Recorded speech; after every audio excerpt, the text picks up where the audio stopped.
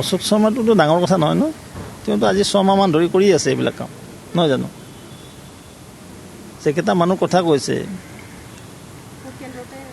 তেওঁলোকেতো ইলেকশ্যনৰ দিনাই কৈছে না।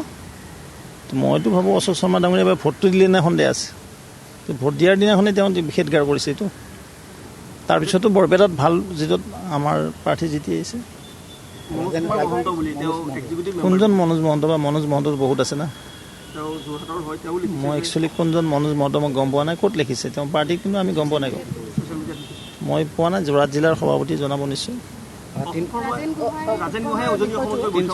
মই ক'লো না, ৰাজেন গোহাঁইটো আমাৰ জ্যেষ্ঠ নেতা আছে, 4বাৰ হেৰি আছে সাংসদ, ৰেল মন্ত্ৰী, ৰাজ্যিক সভাপতি প্ৰাক্তন। তেওঁ মাৰ্গদৰ্শক হৈ থাকিব লাগে দলত।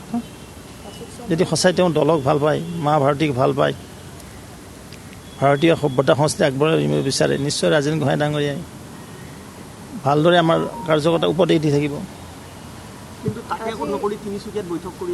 নাজানো দে, মোৰ জ্ঞাত নহয় ক'ত বৈঠক কৰিছে তেওঁ কি কামত গৈছে।